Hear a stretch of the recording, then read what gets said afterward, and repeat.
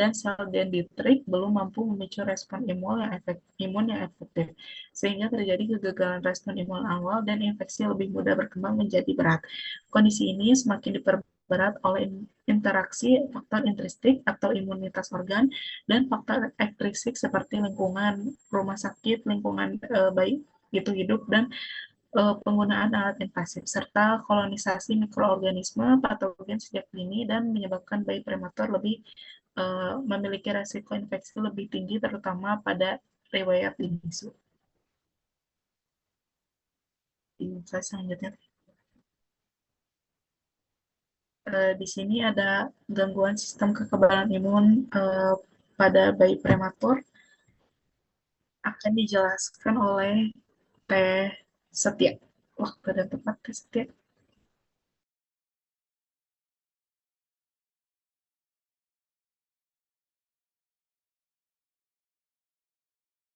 Baik, sebelumnya terima kasih atas kesempatannya. Selamat pagi rekan-rekan semua. Izin untuk melanjutkan, mungkin bisa next slide, Teh. Baik, tadi sudah dijelaskan oleh Teh Nabila mengenai definisi etiologi. Selanjutnya, saya izin melanjutkan mengenai epidemiologinya, yang dimana bayi prematur ini berkontribusi besar terhadap angka kesakitan dan kematian neonatal di dunia. Itu biasanya dimana infeksi menjadi penyebab utama, dan menurut WHO tahun 2023, komplikasi prematuritas adalah termasuk gangguan imun yang merupakan penyebab utama kematian anak di bawah 5 tahun. Lalu juga secara epidemiologis, kejadian sepsis neonatal lebih tinggi pada bayi prematur, terutama dengan berat lahir sangat rendah. Dan juga risikonya seiring waktu itu akan meningkat, akan mengalami penurunan usia gestasi, yang menunjukkan bahwa semakin belum matang sistem imun, maka semakin tinggi kerentanan terhadap infeksi. Adapun perawatan dini juga meningkatkan paparan terhadap patogen nosokomial, termasuk bakteri resisten, sehingga infeksi lebih sulit ditangani dan meningkatkan angka mortalitas pada bayi prematur. Next slide.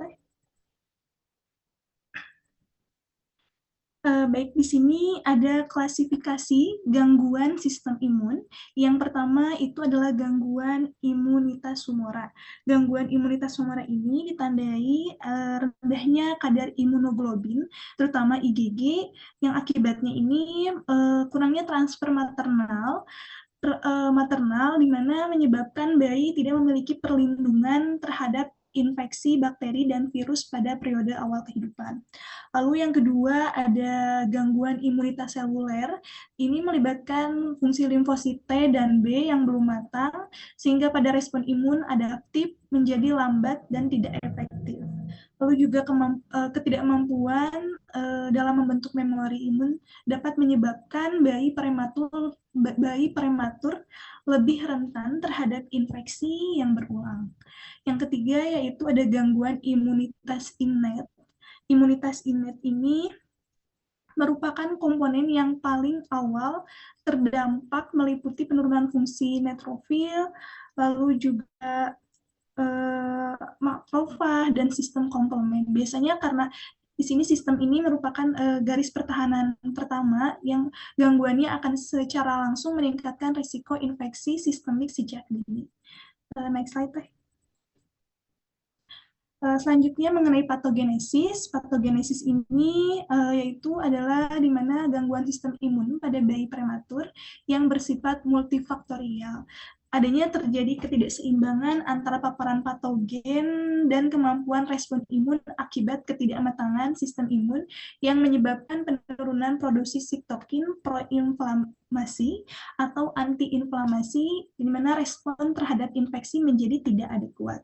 Mikroorganisme masuk ke tubuh, di mana sistem imun tidak mampu mengeliminasi patogen secara efektif, lalu terjadi kolonisasi dan proliferasi mikroorganisme, sehingga dapat memicu respon inflamasi sistemik yang tidak terkontrol dan dapat menimbulkan kerusakan jaringan seperti pada sepsis neonatal, di mana kondisi ini menunjukkan bahwa masalah utamanya adalah lemahnya sistem imun, tetapi juga ketidakmampuan tubuh dalam mengatur respon inflamasi yang dapat menyebabkan komplikasi yang berat seperti gagal organ hingga kematian pada bayi prematur. Baik, mungkin cukup sekian dari saya. Saya kembalikan kepada moderator. Terima kasih. Baik, terima kasih kepada Teh Nabila dan Teh Setia yang telah memaparkan. Selanjutnya akan dilanjut oleh Teh Ditya. Kepada Teh Ditya dipersilakan. Baik, terima kasih kepada moderator. Izin untuk melanjutkan mengenai tanda dan gejala. Gejala awal dapat berupa penurunan aktivitas, gangguan suhu tubuh, serta kesulitan menyusu, yang sering kali dianggap sebagai kondisi umum pada neonatus. Seiring berkembangnya infeksi, gejala dapat menjadi lebih berat seperti gangguan pernapasan, apnea, tachypnea, hingga cyanosis. Pada kondisi lanjut, dapat muncul tanda sistemik seperti kejang, penurunan kesadaran, dan shock yang menunjukkan keterlibatan organ multiple akibat infeksi berat. Adapun tanda yang perlu diwaspadai secara klinis, yang pertama hipotermia atau demam, lalu lemas dan penurunan refleks, lalu ada gangguan napas dan ikterus yang memburuk. Boleh slide selanjutnya, Teh? Adapun faktor resiko pada bayi prematur, faktor resiko gangguan sistem imun pada bayi prematur tidak hanya ditentukan oleh usia gestasi, tetapi juga oleh kondisi prenatal, perinatal, dan postnatal.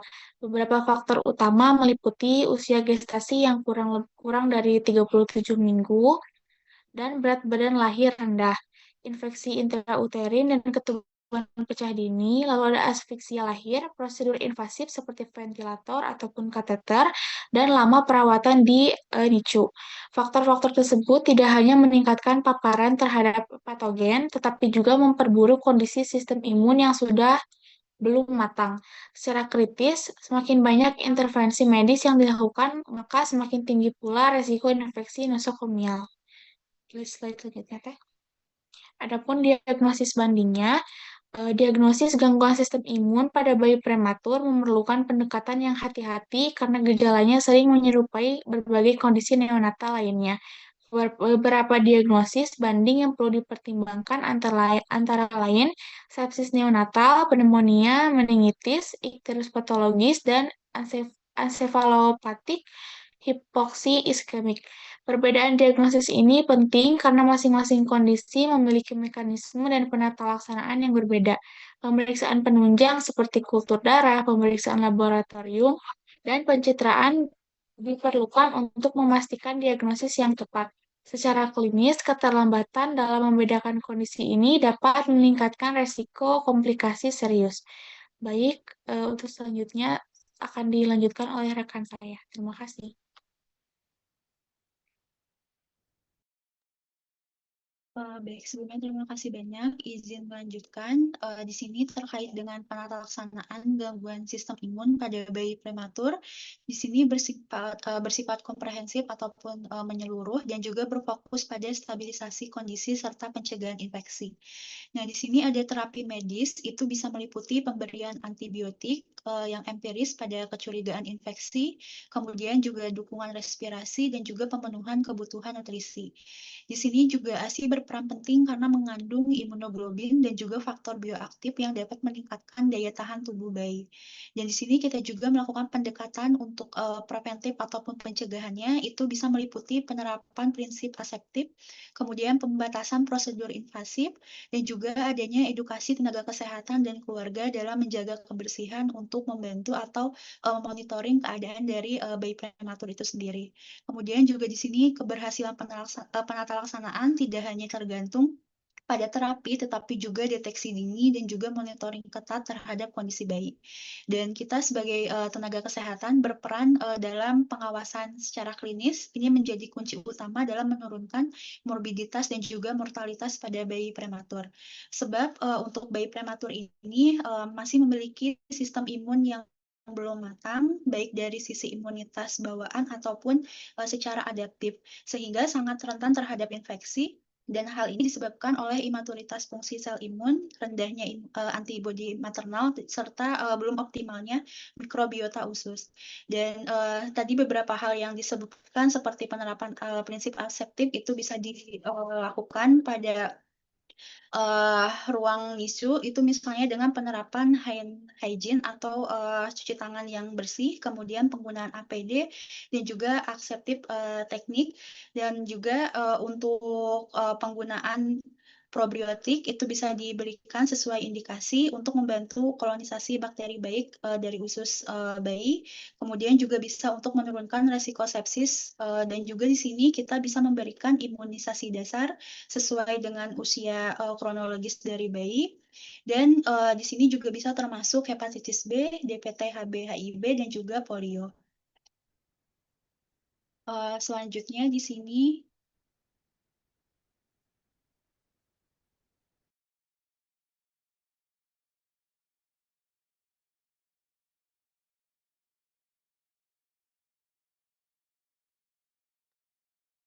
berkaitan dengan sistem pencernaan dan juga nutrisi pada bayi prematur.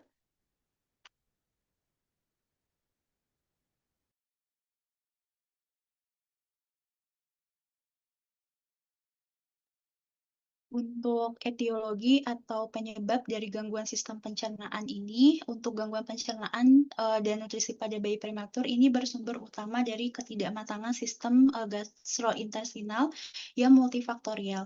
Ini bisa dipicu oleh usia gestasi suboptimal, kemudian juga dari struktur organ seperti usus, lambung, dan juga sphincter esofagus masih belum matang yang bisa menyebabkan regurgitasi yang sangat mudah, kemudian adanya risiko aspirasi, serta residu lambung tinggi akibat motilitas peristaltik lambat dan tidak teratur.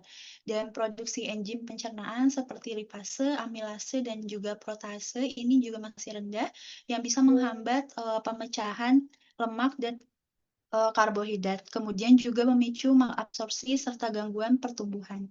Untuk permeabilitas mukosa usus yang tinggi, ini bisa membuka celah bagi infeksi dan juga inflamasi, termasuk resiko necrotizing dari enterokolitis atau NEC. Dan selain itu, koordinasi refleks menghisap, menelan, bernafas yang buruk juga bisa menyebabkan kesulitan menyusui dan juga asupan nutrisinya menjadi tidak adekuat. Dan secara keseluruhan kondisi ini menuntut intervensi ataupun tindakan dari pemberian nutrisi secara hati-hati untuk mendukung maturasi fisiologis dan juga untuk mencegah komplikasi.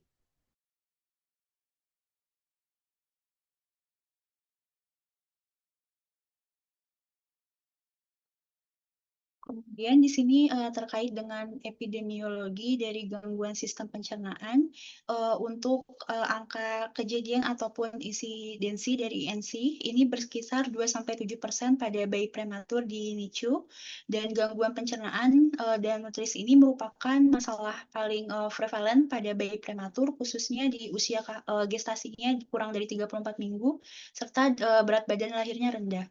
Dengan insiden yang melonjak seiring penurunan usia kehamilan dan juga berat badan, ini pada very low birth weight dan juga extremely low birth weight akibat intoleransi feeding serta gangguan absorpsi. Dan di ruang NICU, kondisi ini menonjol sebagai isu utama selain dari gangguan pernapasan dan juga termoregulasi, hampir selalu muncul dalam berbagai derajat selama perawatan awal karena ketidaksiapan dari sistem pencernaan ataupun gastrointestinalnya. Dan faktor pemicunya ini mencakup intervensi seperti ventilator, antibiotik, serta nutrisi enteral ataupun parenteral yang mengganggu flora usus yang bisa menjadikannya tantangan secara global dalam manajemen neonatal prematur. Baik, mungkin demikian dari saya kembalikan lagi kepada moderator. Baik, terima kasih kepada Teh Ditya dan juga Teh Suci yang telah memaparkan. Selanjutnya akan dilanjutkan oleh Teh Anisha. Kepada Teh Anisha dipersilakan.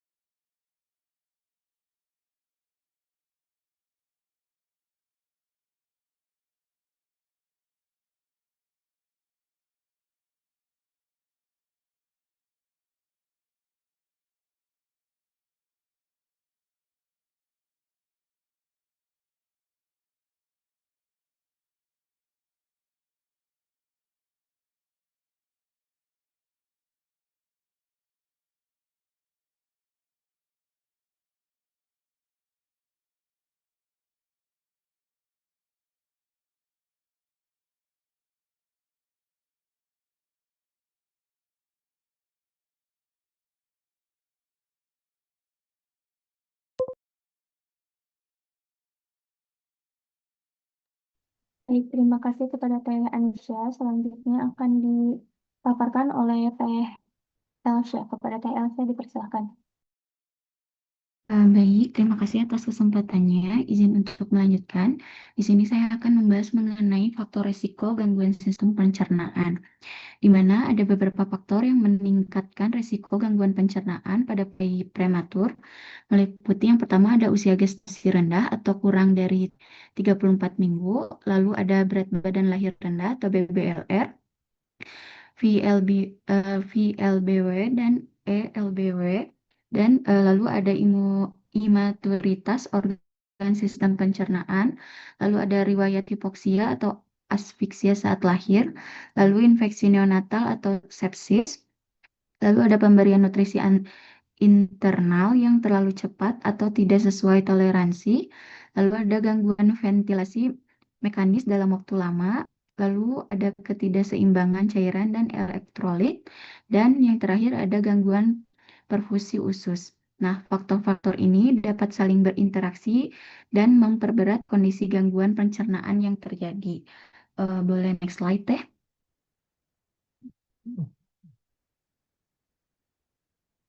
Nah, lalu selanjutnya mengenai diagnosa banding pada gangguan pencernaan pada bayi prematur, yang di mana ada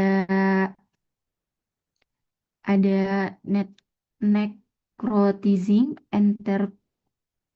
enterocolitis atau NEC, lalu ada sepsis neonatal, lalu ada obstruksi usus atau atresia, stenosis, dan ileus.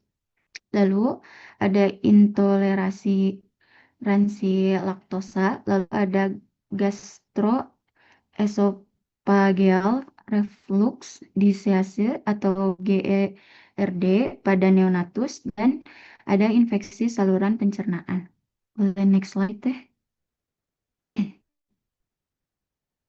Boleh next slide lagi, Teh? Lalu selanjutnya ada penata laksanaan pada gangguan sistem pencernaan pada bayi prematur, di mana penata laksanaan gangguan pencernaan dan nutrisi pada bayi prematur dilakukan secara komprehensif dengan tujuan memenuhi kebutuhan nutrisi dan mencegah komplikasi. Yang pertama ada pemberian nutrisi, di mana ASI sebagai pilihan utama karena mudah dicerna dan meningkatkan imunitas. Lalu pemberian nutrisi internal secara bertahap sesuai toleransi, sonde atau NGT atau OGT jika refleks menghisap belum adekuat. Lalu yang kedua ada pemantauan feeding, di mana melakukan observasi reduksi lambung sebelum feeding, lalu memantau distensi abdomen, dan mengevaluasi frekuensi muntah atau regurgitasi. Lalu ada manajemen cairan dan elektrolit, di mana untuk menjaga keseimbangan cairan dan memonitoring elektrolit secara berkala. Lalu yang keempat ada nutrisi perinatal,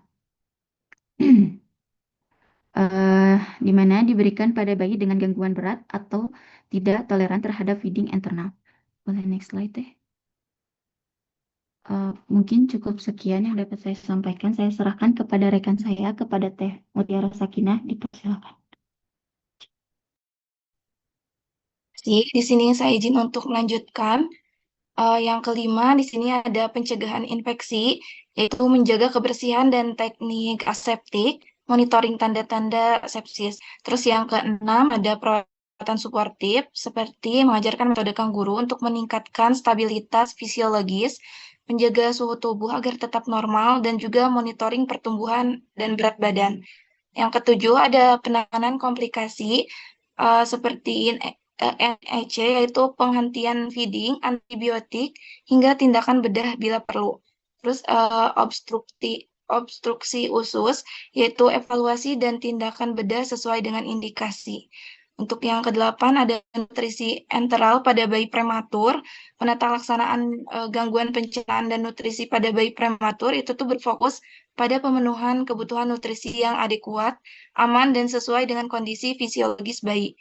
Pemberian nutrisi itu sangat penting untuk menunjang pertumbuhan, perkembangan organ, serta pencegah komplikasi jangka pendek maupun jangka panjang. Izin next slide ya. Selanjutnya di sini ada sistem pernapasan dan nutrisi pada bayi prematur.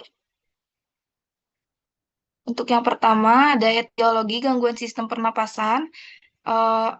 Pertama itu ada faktor ibu, yang dimana preeklamsia dan eklamsia, perdarahan abnormal seperti plasenta previa atau solusio placenta, terus juga ada partus lama atau partus macet, terus demam selama persalinan, infeksi berat seperti malaria, sifilis, TBC, dan juga HIV, kehamilan postmatur, usia ibu kurang dari 20 tahun atau lebih dari 35 tahun, gravida 4 atau lebih. Terus yang kedua ada faktor bayi, yaitu bayi prematur, kurang dari 37 minggu kehamilan, persalinan sulit atau letak sungsang, bayi kembar, disosia bahu, ekstraksi vakum, dan juga forceps. Terus selanjutnya ada kelainan kongenital, dan juga air ketuban bercampur mekonium atau warnanya kehijauan. Terus yang ketiga ada faktor tali pusat, yaitu lilitan tali pusat, tali pusat pendek, simpul tali pusat, dan juga prolapsus tali pusat. Izin next slide. Dan untuk epidemiologi gangguan sistem pernapasan ini, di Indonesia itu ada, di Indonesia prevalensi kelahiran prematur tercatat cukup tinggi, yaitu mencapai 15,5% berdasarkan SDKI 2017, menjadikannya salah satu isu prioritas di Asia Tenggara. Faktor risiko utama di tingkat nasional itu meliputi aspek medis seperti anemia ibu hamil dan komplikasi kehamilan, serta faktor sosio dan ekonomi seperti tingkat pendidikan, pekerjaan fisik berat, dan keterbatasan akses terhadap fasilitas kesehatan. Meskipun pemerintah telah menginisiasi program intervensi melalui sistem rujukan seperti PONEK dan PONED, upaya penurunan angka kematian neonatal itu masih menghadapi hambatan berupa disparitas distribusi tenaga kesehatan dan fasilitas pelayanan. Ke depan penguatan deteksi dini melalui kunjungan antenatal care atau ANC terpadu, edukasi keluarga, dan penguatan sistem rujukan terintegrasi menjadi kunci krusial dalam menekan angka morbiditas dan mortalitas bayi prematur di Indonesia. Mungkin cukup sekian yang bisa saya sampaikan. Saya kembalikan kepada moderator. Terima kasih. Baik, terima kasih kepada Teh Elsa dan Teh Mutiara. Selanjutnya akan dipaparkan oleh Teh Sarah Amelia. Kepada Teh Sarah, kita silakan. Baik, terima kasih atas kesempatannya. Izin untuk melanjutkan. Di sini terdapat klasifikasi gangguan dari sistem pernapasan, yaitu terbagi menjadi 3. Untuk yang pertama, yaitu aspeksia ringan, yang dimana skor Apgarnya itu 7-10, yaitu bayi dianggap sehat dan tidak memerlukan tindakan istimewa. Kemudian yang kedua yaitu aspeksia sedang, yang dimana untuk skor Apgarnya yaitu 4-6 pada kali per menit. Kemudian tonus otot kurang baik atau baik, kemudian adanya sianosis, iritabilitas tidak ada. Kemudian untuk yang ketiga yaitu aspeksia berat. Pemeriksaan fisik ditemukan frekuensi jantung kurang dari 100 kali per menit, kemudian tonus otot buruk, sianosis berat, dan kadang-kadang pucat, kemudian refleks iritabilitas tidak ada. Boleh slide selanjutnya, Teh. Kemudian di sini terdapat patofisiologi dari gangguan sistem pernapasan, yang dimana gangguan pernapasan merupakan tantangan krusial pada bayi prematur akibat dari ketidakmatangan anatomis dan fisiologis paru.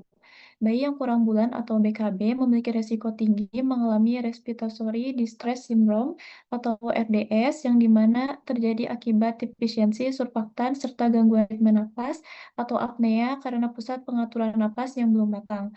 Selain itu, bayi prematur juga dengan berat badan lahir rendah atau BBLR menghadapi 2 ancaman utama secara bersamaan, yaitu kerentanan fisik BBLR dan risiko aspeksia perinatal, yang dimana kegagalan bernapas spontan saat lahir akibat hipoksia atau iskemia dapat menyebabkan kerusakan organ permanen, bahkan dapat menyebabkan juga kematian. Secara patofisiologis, aspeksia memicu mekanisme kompensasi tubuh yang mengalihkan aliran darah ke jantung dan otak. Namun, kondisi ini tetap berisiko menimbulkan kerusakan jaringan irreversible, yang dimana gejala klinis yang sering muncul yaitu meliputi cyanosis, retraksi dinding dada, tonus otot yang buruk, serta penurunan frekuensi jantung akibat dari suplai oksigen yang tidak adekuat pada otot jantung dan otak. Kompleksitas kondisi ini termasuk resiko jangka panjang seperti dapat menyebabkan BPD dan palsi cerebral yang dimana ini merupakan yang dimana kondisi ini tuh penting untuk kita yaitu memonitoring secara ketat dan intervensi segera di ruang perawatan neonatal. Boleh slide selanjutnya Teh? Kemudian di sini juga terdapat tanda dan gejala dari gangguan sistem pernapasan. Untuk yang pertama yaitu napas cepat atau tachypnea. Ini merupakan salah satu tanda paling awal yang biasanya terlihat yaitu napas bayi yang menjadi lebih cepat dari normal, yaitu lebih dari 60 kali per menit. Napas ini tuh biasanya tidak teratur dan cenderung lebih dangkal. Kemudian untuk yang kedua yaitu henti napas sementara atau apnea, yang dimana apnea pada bayi prematur cukup sering ditemukan terutama pada minggu-minggu awal kehidupan. Kondisi ini ditandai dengan berhentinya napas selama beberapa detik, biasanya lebih dari 20 detik, atau lebih singkat tetapi sudah disertai dengan perubahan warna kulit, yaitu adanya pucat atau kebiruan, dan penurunan denyut jantung. Kemudian yang ketiga yaitu cuping hidung mengembang atau nasal flaring, yang dimana pada bayi yang mulai kesulitan bernapas, cuping hidung akan tampak melebar saat menarik napas. Hal ini terjadi karena bayi mencoba memperbesar jalan masuk udara agar oksigen yang masuk ke paru-paru lebih banyak. Ini adalah bentuk kompensasi sederhana yang dilakukan tubuh bayi untuk mengurangi beban pernapasan. Biasanya nasal faring ini sudah bisa terlihat sejak awal bayi mengalami distres, bahkan sebelum adanya retraksi dada yang muncul. Kemudian yang selanjutnya itu suara mengerang saat menghembuskan napas atau grunting, yang dimana grunting ini merupakan tanda yang cukup khas pada bayi dengan gangguan pernapasan. Suara ini tuh muncul saat bayi menghembuskan napas, seperti suara mengerang atau menahan napas. Untuk yang selanjutnya itu tarikan dinding dada atau retraksi, yang dimana retraksi ini terjadi ketika bayi menggunakan otot-otot bantu nafas untuk membantu menarik udara masuk ke paru-paru. Pada bayi prematur, retraksi ini biasanya terlihat jelas di beberapa bagian. Yang pertama yaitu di sela-sela tulang rusuk, kemudian yang kedua yaitu di bawah tulang rusuk, dan yang ketiga yaitu di atas tulang dada. Kemudian yang selanjutnya itu warna kebiruan atau cyanosis. Cyanosis ini adalah tanda yang menunjukkan bahwa oksigen dalam darah sudah menurun. Pada bayi prematur, cyanosis ini biasanya muncul di bibir, lidah, wajah, atau ujung tangan dan kaki. Bila sudah mengenai bibir dan lidah, ini menandakan kondisi yang lebih serius karena tubuh sudah kekurangan oksigen secara sistemik. Kemudian untuk yang selanjutnya itu pola napas menjadi tidak teratur. Bayi prematur sering tidak memiliki pola napas yang stabil, kadang napasnya cepat lalu tiba-tiba melambat, bahkan berhenti sebentar. Pola ini dikenal sebagai periodic breathing dan masih dianggap bisa terjadi pada bayi prematur, tetapi jika terlalu sering disertai dengan apnea atau perubahan warna kulit, itu sudah mengarah ke gangguan. Ketidakstabilan ini terjadi karena pusat kontrol pernapasan di otak belum matang sempurna. Kemudian untuk selanjutnya itu saturasi oksigen menurun, yang dimana pada bayi dengan gangguan pernapasan, kadar oksigen dalam darah sering berada di bawah normal. Biasanya itu kurang dari 90% tanpa bantuan oksigen. Penurunan saturasi ini merupakan tanda objektif bahwa paru tidak mampu melakukan pertukaran gas secara optimal. Kemudian untuk selanjutnya itu bayi tampak lemah, yang dimana seiring berkurangnya oksigen yang masuk ke tubuh, bayi menjadi tampak lemah, kurang aktif, serta lebih banyak tidur. Bayi juga tampak sulit merespon rangsangan seperti sentuhan atau suara. Hal ini terjadi karena otak tidak mendapatkan suplai oksigen yang cukup. Kemudian yang terakhir yaitu ada refleks mengisap menurun. Pada bayi prematur dengan gangguan pernapasan, kemampuan untuk menyusu biasanya ikut menjadi terganggu. Bayi yang dimana bayi mudah mulai lelah saat menyusui, kemudian napasnya menjadi semakin cepat, bahkan bisa terjadi sesak saat minum. Akibatnya asupan nutrisi menjadi kurang optimal, dan ini juga sering menjadi alasan mengapa bayi prematur dengan distres napas tidak langsung diberikan ASI secara oral. Baik, Teh, mungkin cukup sekian yang dapat saya sampaikan. Saya kembalikan ke moderator. Terima kasih. Baik, terima kasih kepada Teh Syara Amelia. Selanjutnya akan dilanjut oleh Teh Hanifah. Kepada Teh Hanifah, dipersilakan. Baik, terima kasih atas kesempatannya. Di sini saya akan melanjutkan memaparkan mengenai faktor risiko gangguan pada sistem pernapasan. Yang pertama ada defisiensi surfaktan atau prematuritas kurang dari 34 minggu, yaitu adanya ketidakmampuan paru yang belum matang untuk memproduksi surfaktan yang memadai menyebabkan alveoli mudah kolaps saat ekspirasi, menjadi penyebab utama respiratory distress syndrome atau RDS. Yang kedua, adanya kelemahan fungsional atau BBLR, yaitu bayi dengan berat badan lahir rendah memiliki otot pernapasan yang lemah dan struktur organ yang belum sempurna, menyebabkan kelelahan otot napas dan ketidakmampuan untuk mempertahankan ventilasi yang adekuat. Yang ketiga, dampak asfiksia perinatal, itu kekurangan oksigen saat proses kelahiran memicu hipoksia sistemik, termasuk pada sistem saraf pusat yang mengatur ritme napas sehingga memperburuk adaptasi pernapasan awal. Yang keempat yaitu adanya pengaruh infeksi intrauterin, yaitu infeksi pada masa kehamilan dapat menghambat perkembangan paru janin, mengganggu produksi surfaktan, dan memicu respon inflamasi sistemik yang meningkatkan risiko komplikasi pernapasan serius pasca kelahiran.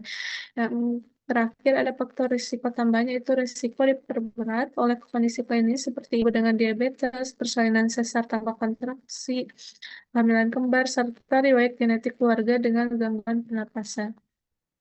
The next slide. Selanjutnya ada diagnosis banding gangguan sistem pernapasan. Yang pertama, respiratory distress syndrome atau RDS. RDS ini merupakan diagnosis yang paling sering ditemukan pada bayi prematur. Kondisi ini terjadi akibat ketidakmatangan paru dan defisiensi surfaktan. Secara klinis, bayi dengan RDS biasanya menunjukkan napas cepat segera setelah lahir, retraksi dada yang jelas, grunting yang menetap, serta sianosis yang dapat memburuk bila tidak diberikan oksigen.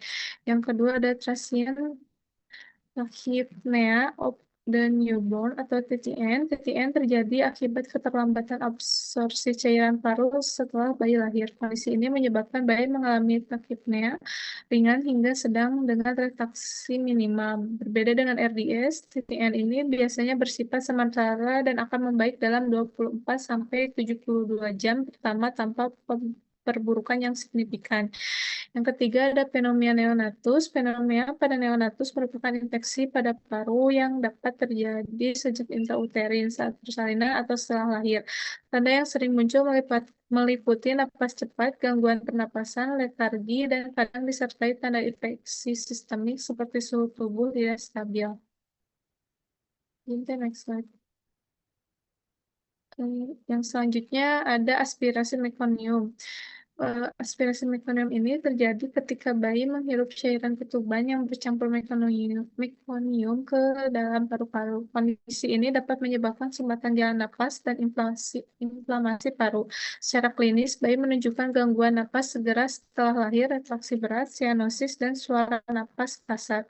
Kondisi ini lebih sering terjadi pada bayi postmatur, tetapi tetap menjadi diagnosis banding penting. Yang kelima ada sepsis neonatus.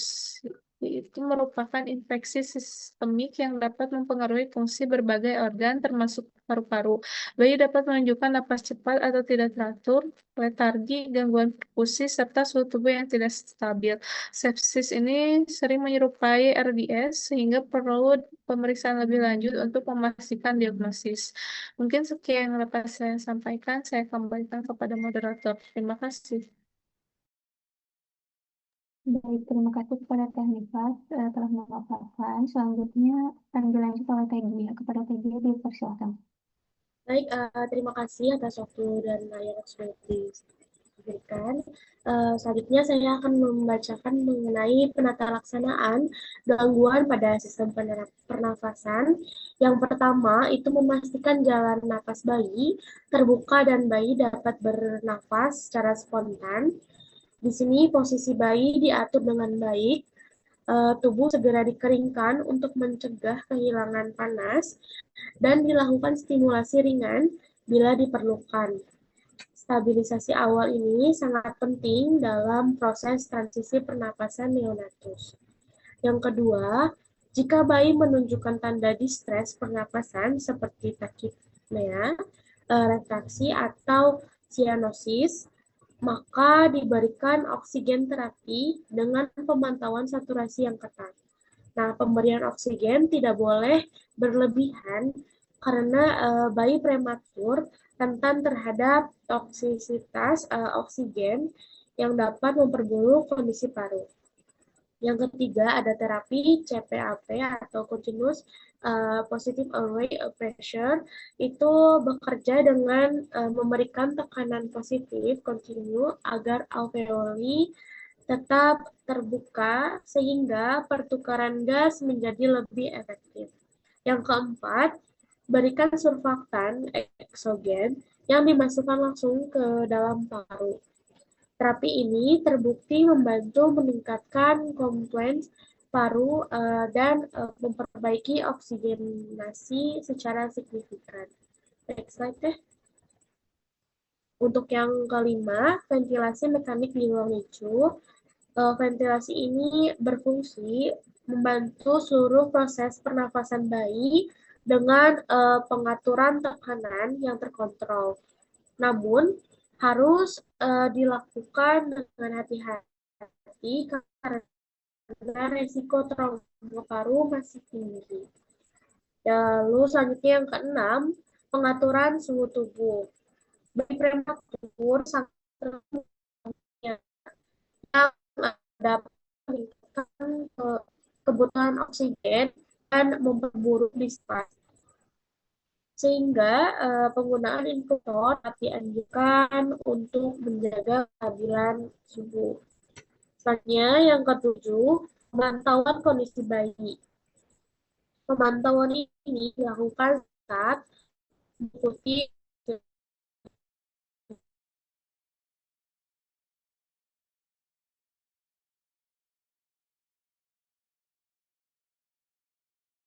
dan mencegah perburukan kondisi secara dini. Yang kedelapan, pemberian nutrisi secara oral yang sering belum memungkinkan karena bayi cepat lelah. Oleh karena itu, nutrisi diberikan melalui selang agar kebutuhan energi tetap terpenuhi tanpa membebani sistem pernafasan. Next slide deh. Berdasarkan uraian yang telah dipaparkan di atas atau sebelumnya, maka dapat disimpulkan bayi lahir prematur merupakan kondisi yang beresiko tinggi terhadap berbagai gangguan kesehatan akibat ketidakmatangan organ dan fungsi tubuh. Kejadian prematuritas dipengaruhi oleh berbagai faktor etiologi yang kompleks dan berkontribusi terhadap tingginya angka kesakitan serta kematian neonatal. Nah, gangguan pada bayi prematur terutama terjadi pada sistem kekebalan tubuh, sistem pencernaan dan nutrisi, serta sistem pernafasan. Imaturitas sistem imun menyebabkan bayi lebih rentan terhadap infeksi, sementara ketidakmatangan sistem pencernaan berdampak pada gangguan pemenuhan nutrisi dan pertumbuhan. Pada sistem pernafasan, belum optimalnya fungsi paru dapat menimbulkan gangguan pernafasan yang serius. Selanjutnya, manifestasi klinis yang muncul bervariasi dan dipengaruhi oleh faktor risiko seperti usia gestasi dan berat badan lahir. Bukan pendekatan yang tepat untuk membedakan dengan kondisi lain yang serupa. Sedangkan penata laksanaan harus dilakukan secara komprehensif, meliputi stabilitas kondisi, pencegahan komplikasi, serta pemenuhan kebutuhan dasar bayi. Dengan pemahaman yang baik dan penanganan yang optimal diharapkan dapat menurunkan angka morbiditas dan mortalitas serta meningkatkan kualitas hidup bayi prematur. Untuk itu, saya kembalikan lagi kepada moderator. Terima kasih. Baik, terima kasih kepada Teh Dia yang telah memaparkan dan rekan-rekan kelompok 1. Demikian presentasi pada kali ini telah selesai yang telah dipaparkan oleh kelompok 1. Mohon maaf atas jika ada kekurangan atau salah kata yang terucap. Saya kembalikan ke Ibu Sofia. Kepada Ibu Sofia, silakan.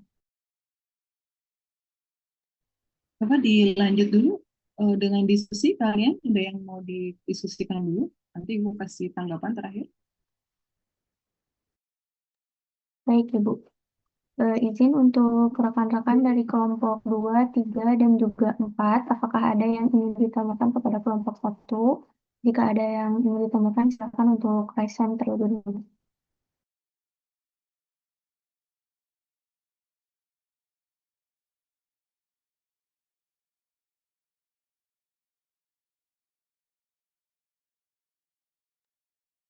Baik, untuk Teh Sharon, dipersilakan untuk memaparkan pertanyaan. Baik, terima kasih kepada moderator atas waktunya dan kesempatannya. Izin bertanya kepada kelompok 1. Kenapa sih bayi prematur itu lebih rentan terhadap infeksi daripada bayi cukup bulan?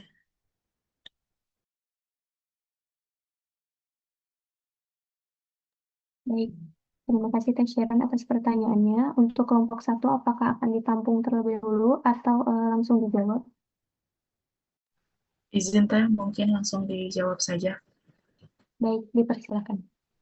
Baik, izin menjawab sebelumnya, seperti yang sudah dipaparkan tadi di slide pertama, bayi prematur ini lebih rentan terhadap infeksi karena sistem kekebalan tubuhnya belum matang. Salah satu penyebab utamanya adalah hormon kurangnya transfer imunoglobulin atau IgG dari ibu yang sebenarnya banyak terjadi pada trimester ketiga.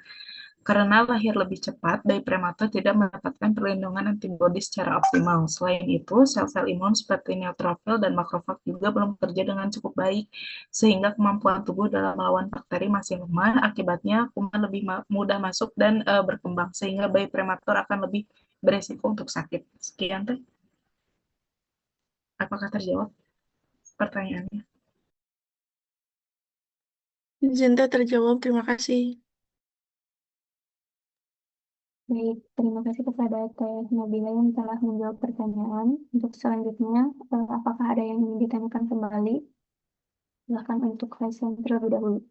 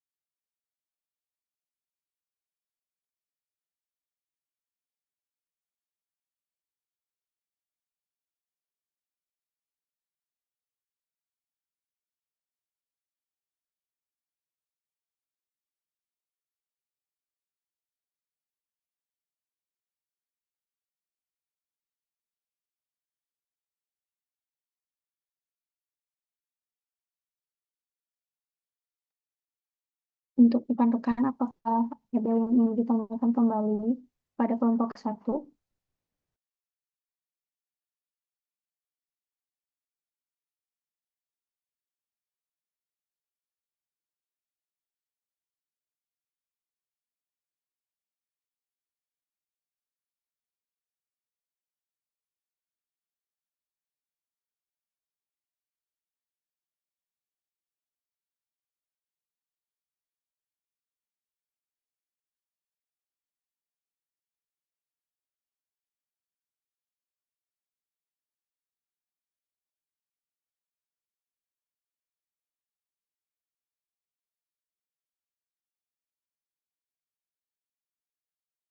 Izin untuk bertanya, Teh. Baik, kepada Teh Herlina dipersilakan. Baik, izin saya perwakilan dari kelompok 4. Izin bertanya, apa hubungan antara gangguan pencernaan pada bayi prematur dengan NSC?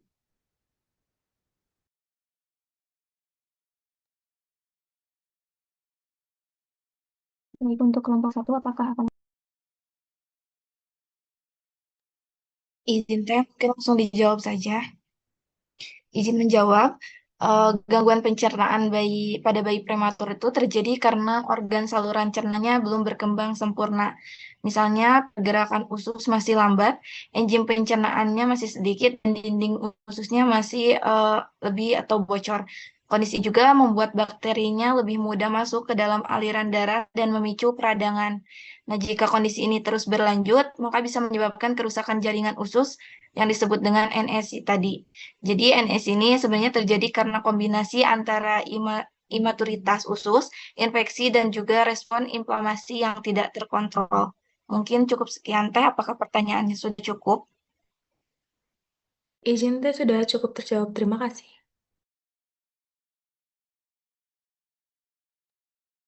baik untuk Teh Amelia, dipersilakan untuk memaparkan pertanyaan.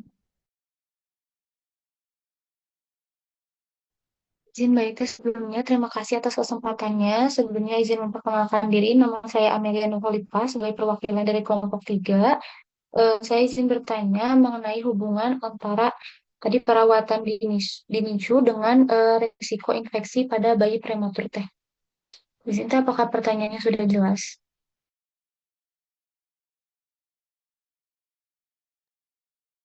Baik, untuk kelompok 1, apakah akan langsung dijawab atau ditampung terlebih dahulu?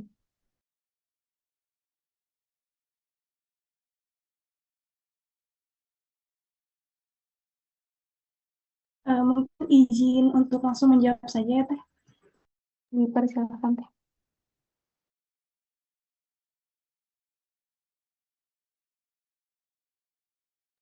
Tadi apa hubungannya dengan perawatan NICU dengan bayi prematur yang terkena infeksi? Mungkin biasanya untuk NICU itu memang diperlukan untuk bayi yang prematur, namun juga kadang-kadang untuk perawatan di NICU itu sendiri, bayi itu mudah terkena infeksi karena biasanya dalam tindakannya itu kan invasif seperti adanya pemasangan ventilator atau kateter yang bisa menyebabkan masuknya kuman dari alat tersebut gitu Teh. Sehingga biasanya pada lingkungan rumah sakit juga itu bisa meningkatkan risiko paparan dari masuknya bakteri atau bakteri yang menyebabkan infeksi pada bayi gitu.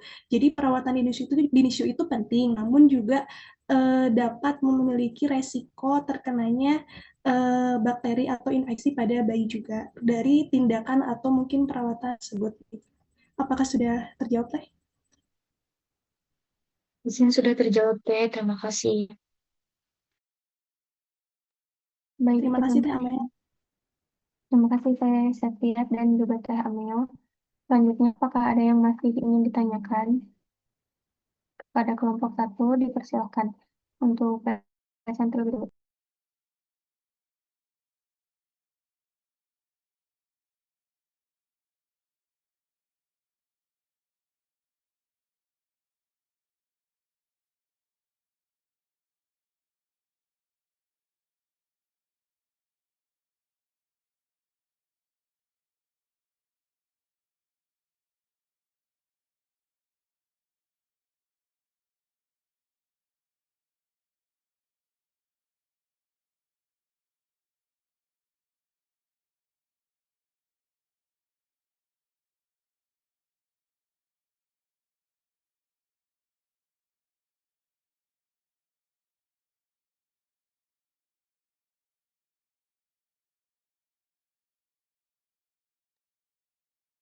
Dan kepada rekan-rekan dari kelompok 2, 3, dan 4, apakah masih ada yang ingin ditanyakan?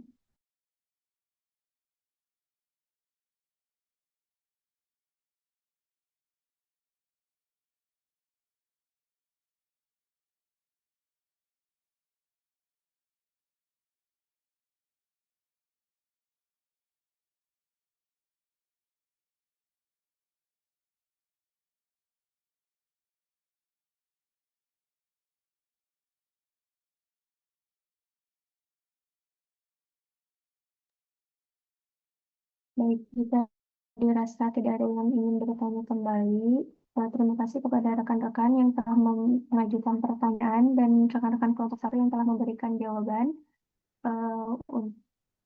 Demikian presentasi yang dapat kelompok 1 sampaikan dan juga sesi diskusi kali ini. Terima kasih kepada rekan-rekan semuanya. Mohon maaf jika ada salah kata yang terucap. Atas perhatiannya, terima kasih. Saya kembalikan ke Ibu Sofia.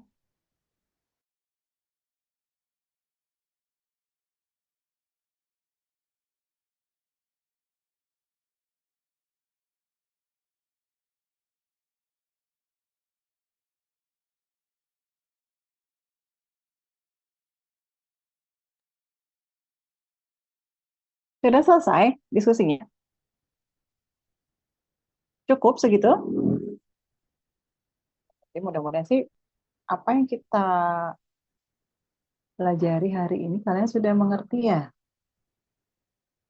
Kalau lihat RPS, ini bayi prematur, kalau kita lihat nih ya, bayi prematur ini di sisi tadi 1, sistem kekebalan tubuh kan yang pertama. Yang kedua, sistem pencernaan. Yang ketiga, sistem pernapasan. Pertanyaan Ibu, konsep untuk prematur sendiri tadi, yang dikatakan prematur itu apa sih? Coba salah satu jawab. Yang di luar kelompok ya, karena kan yang di luar kelompok juga menyusun kan makalahnya ya. Dan ini sebagai bidan mendiagnosa bahwa bayi itu prematur gimana caranya?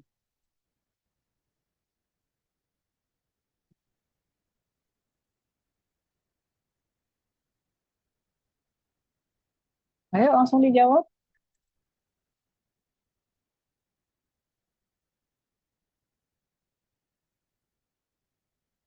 Tadi kan di konsep definisi ada kan? Bayi prematur itu apa? Izin menjawab, Ibu. Ya. Izin menjawab, bayi prematur itu bayi yang lahir sebelum usia gestasi 37 minggu, Ibu. Sebelum 37 minggu ya. Jadi kalau 37 minggu prematur atau tidak?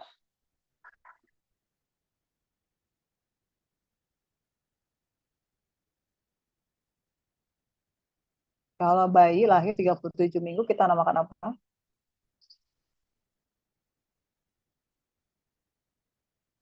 Bayi yang matur. Kalau lebih dari 42 minggu, Ibu postpartum. postmatur atau serotinus ya. Ya, pertanyaan Ibu selanjutnya. Kalau bayi dengan usia kehamilan yang aterem, itu kan 37 sampai 42 minggu ya. Nah, tadi yang prematur itu kurang dari 37 minggu. Kira-kira kalau kita lihat berat badan, kan kalian sudah mempelajari tentang kehamilan, pertumbuhan perkembangan janin kan? Kalau kurang dari 37 minggu, BB-nya biasanya berapa nih taksiran berat badannya? Kira-kira di range berapa nih BB bayi?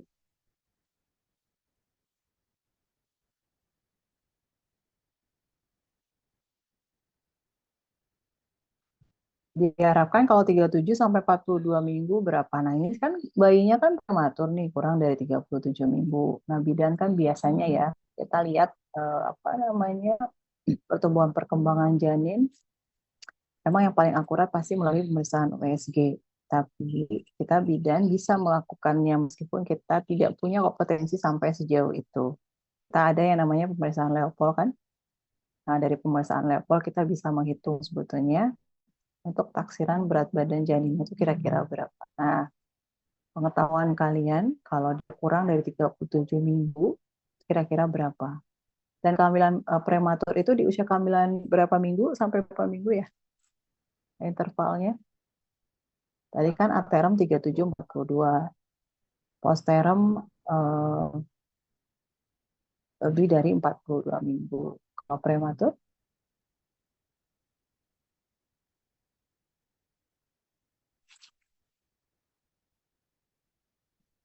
ada yang bisa membantu Ibu menjawab kira-kira berapa nih BB-nya untuk bayi-bayi yang lahir prematur?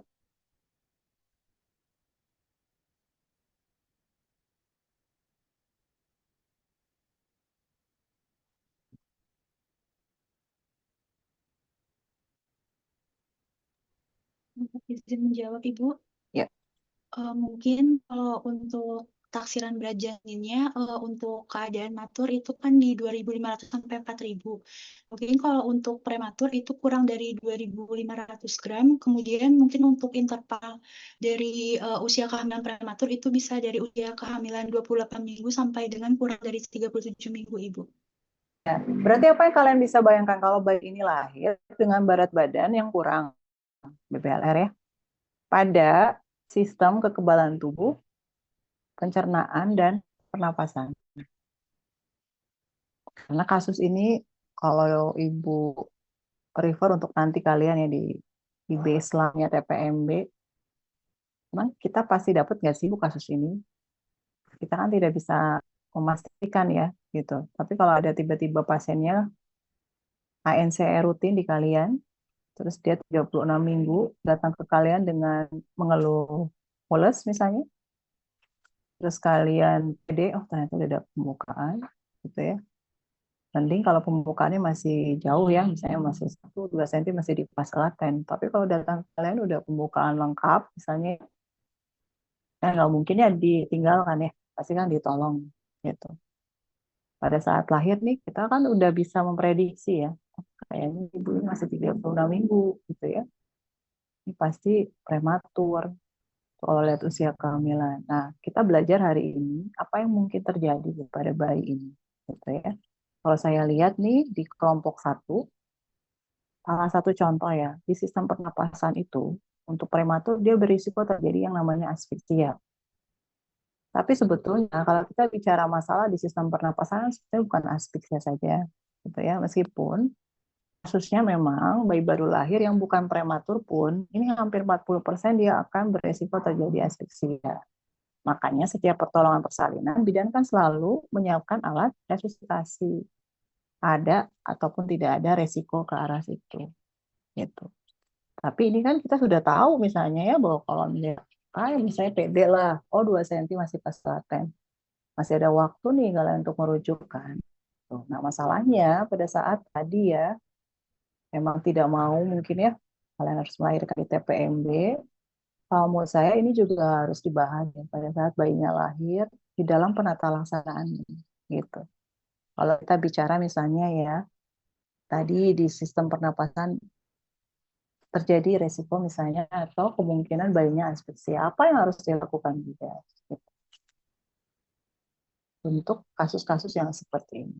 Sama dengan tadi ya, sistem pencernaan dan juga sistem kekebalan tubuh. Tadi sebetulnya kelompok 1 sudah membahas itu ya, hanya mungkin PR mungkin untuk kita bersama ya. Eh, Memang secara teorikal kan ini semua sumbernya ada yang mudah didapatkan. Hanya masalahnya, pada saat kita mengelaborasi ini ya, seperti yang tadi Ibu Kes coba contohkan, pada saat si bayi ini lahir, ya kemungkinan terjadi misalnya ya masalah di sistem kekebalan tubuh. Nah, tadi kan banyak pertanyaan temannya mempertanyakan atau menanyakan itu juga. Bagaimana patofisiologi yang mungkin kalian harus lebih belajar ke situ ya untuk hari ini ya. Oh, prematur bisa sih beresiko untuk terjadi masalah di imunitasnya. Ya, ini akan berhubungan dengan sistem apa nih imunitas ini? Sama dengan pernapasan. Kenapa kok bayi prematur dia jadinya asfiksia? Nah, bisa menjawab nggak? Mungkin salah satu dari kalian coba masing-masing. Coba contohkan misalnya masalah apa yang di imunitas yang paling sering atau mungkin terjadi pada bayi. Terus coba kalian hubungkan dengan seperti apa sih patofisiologinya. Contoh misalnya asfiksia. Kenapa bisa bayi prematur dia lahir kemungkinan asfiksia? Ada yang bisa bantu Ibu jawab?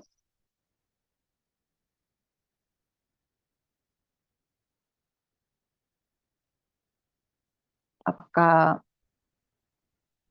kematangan paru-paru yang belum sempurna untuk bayi-bayi dengan kehamilan yang belum aterem kah? Atau seperti apa?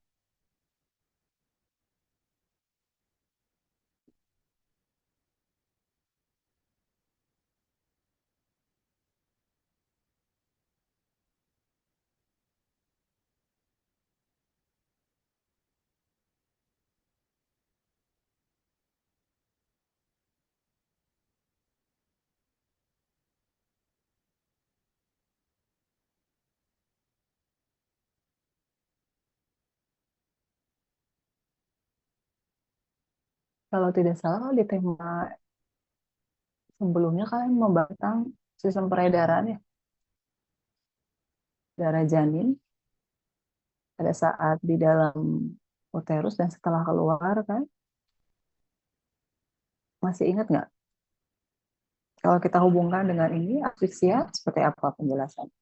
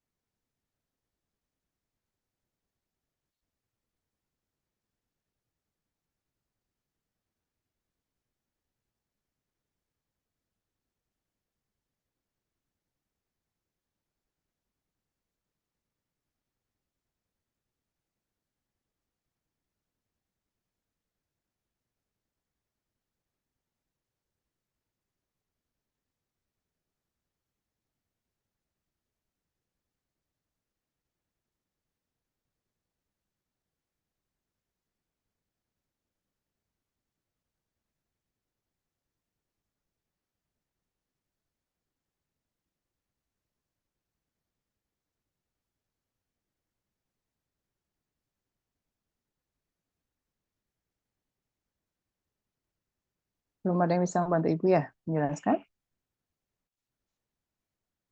Atau Ibu coba kasusnya yang lebih mudah coba. Kalau di sistem imunitas misalnya, bayi yang prematur dia berisiko lebih mudah terjadi hipotermia. Penjelasan kalian gimana?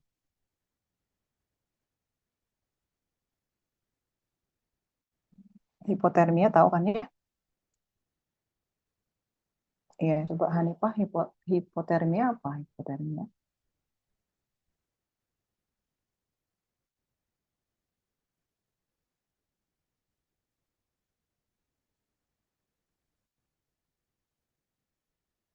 Ada yang bisa bantu Ibu? Hipotermia apa? Kenapa kalian jadi pada ini sepi kayak di kuburan? Ayo, Izin Ibu, hipotermia itu suhu tubuhnya di bawah suhu batas normal, itu di bawah 3,6,5 derajat. kurang dari 36,5 derajat ya. Berarti normalnya berapa nih, Pak?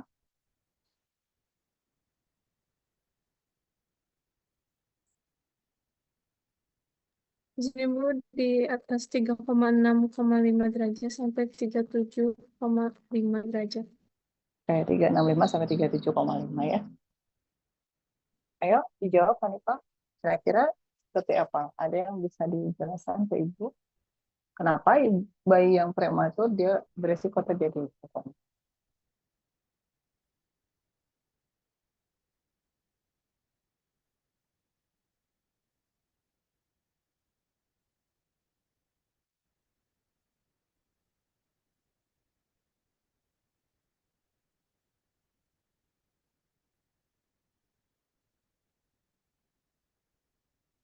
Coba dibantu sama Elshadai biar nggak ngantuk, Elshadai. Baik, Ibu izin menjawab kenapa bayinya itu kalau misalnya prematur gampang hipotermia. Mungkin karena pertama sistem termoregulasinya juga belum belum matang Ibu yang hipotalamusnya. Karena kan eh, pada saat keluar pada saat dilahirkan pengontrol suhunya belum terlalu bagus. Lalu juga kadar lemaknya bayinya juga lebih sedikit daripada bayi yang matur. Em, Mungkin seperti itu, Ibu, salah satu faktornya. Termoregulasi apa? Sistem pengontrol suhu tubuhnya, Ibu. Nah, berarti ini akan berhubungan dengan sistem apa kalau pada bayi?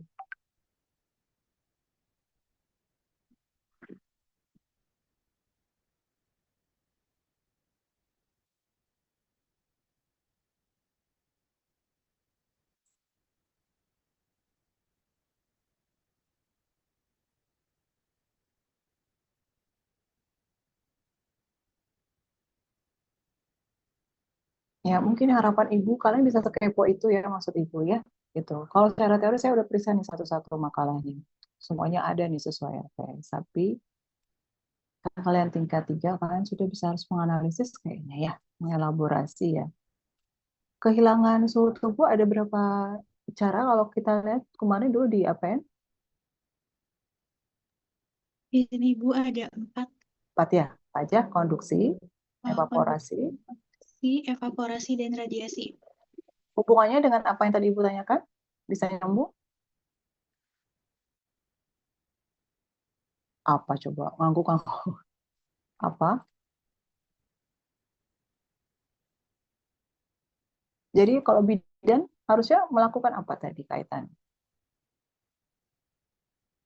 Supaya hipotermia ini tidak terjadi pada sebenarnya semua baik kan ya kalau kita menolong persalinan ya. Kira-kira apa yang dilakukan?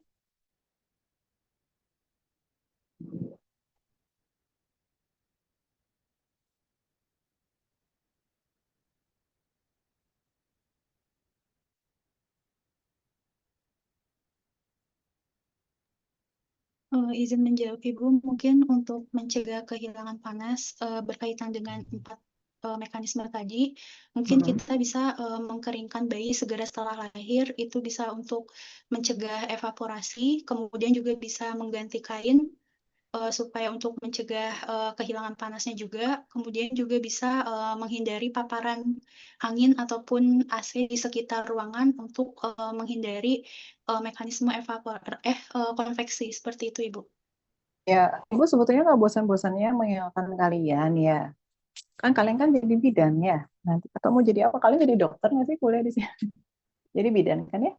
Nah, tolong disikapi juga kita peran kita di kasus ini seperti apa gitu maksud Ibu. Di makalahnya belum ada sama sekali gitu. Makanya tadi pada saat Ibu kaitkan dengan kasus, kayaknya kalian mungkin agak ragu gitu menjawabnya ya. Gitu. Untuk kasus itu seperti apa gitu yang dilakukan. Mungkin tambahan, mungkin ini untuk semuanya ya gitu. Karena kita belajar hari ini kompleks ini di tema 17, tentu kan sebetulnya peran bidannya harus keluar ya. Gitu. Nggak boleh kita, tadi penata laksanaannya memang sangat general sih kalau lihat Ibu di makalahnya. Tapi peran kita bidan gimana gitu ya. Sehingga nanti kalian ada info lah gitu kuliah hari ini itu nanti kalau ada kasus seperti ini yang harusnya sudah saya lakukan ya sebenarnya mudah sih ya kalau kita patologi ya rujuk aja gitu kan ya kalau secara mindset berpikir sederhana gitu tapi di penata laksanaan awal ya kita harus mampu melakukan gitu kalau prematur lahir bayinya asfiksia kan nggak mungkin ya langsung dirujuk ya ada yang namanya persiapan baksoku kan ya rujukan apa yang harus disiapkan gitu. Makanya pada saat kita sudah tahu ibu ini ada beresiko, karena kan kita sudah belajar ya mulai dari tingkat 1, semua ibu bersalin kita nyatakan semua beresiko. Tapi resiko ini pada tiap ibu, seorang bidan sudah harus bisa menentukan. Dari sisi paritas, dari sisi usia, dari sisi yang lain banyak. Nah, pada saat kalian sudah tahu itu, berarti kan kalian ada yang namanya persiapan persalinan. Persiapan persalinan itu ada apa aja? Kendaraan, donor darah, apa lagi?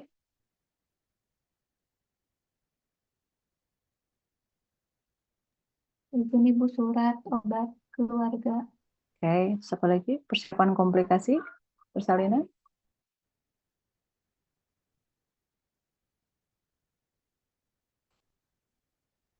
Nah, kita kembali lagi coba. Suci, nolong lahir, bayinya asfiksia.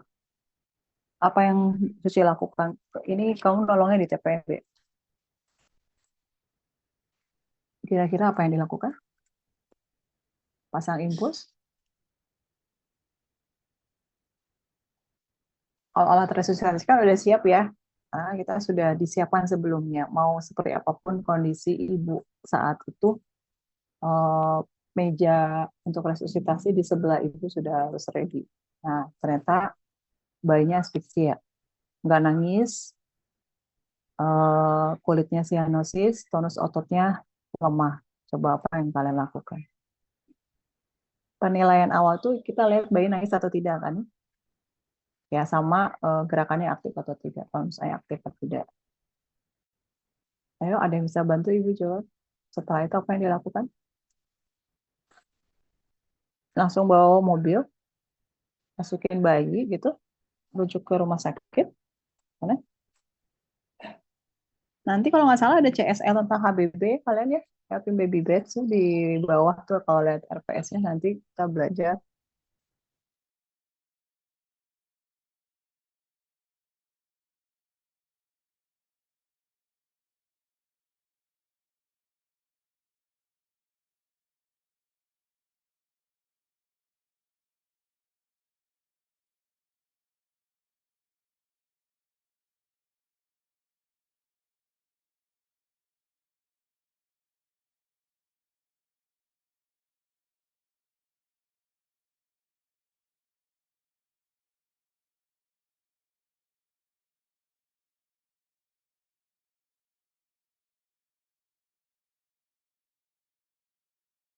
Inisiasi menyusui dini IMD.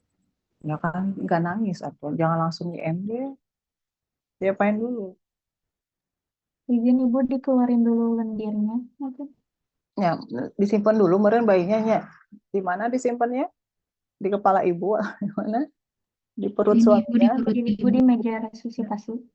Langsung ke meja resusitasi, eta ke tali pusatnya pegat tuh. Izin Ibu di perut Ibu. Di perut dulu. Terus diapain? Tadi udah bener tuh si Nabila bilang, pasangan taktil tetap disimpan dulu ya. Kalian keringkan tuh. Nah, dikeringkan itu otomatis kalian lakukan rangsangan taktil bukan? Ya, area mana yang dikeringkan? Mulai dari mana? Kepala, apa lagi? Dada mah udah pasti ya. Terus, kalau dengan kasus itu telapak tangan dikeringkan atau enggak? Tadi katanya IMD, Cina ya. Sampai ke kaki. Terus diapain udah gitu? Udah dikeringkan terus diganti nggak handuknya? Iya kan tadi Cina kan beresiko terjadi hipotermi. Ganti tuh. Terus apa lagi?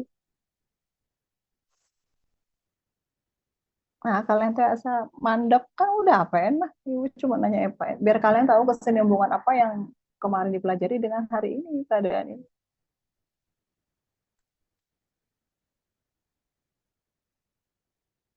Udah diganti pakai kain yang kering. Apalagi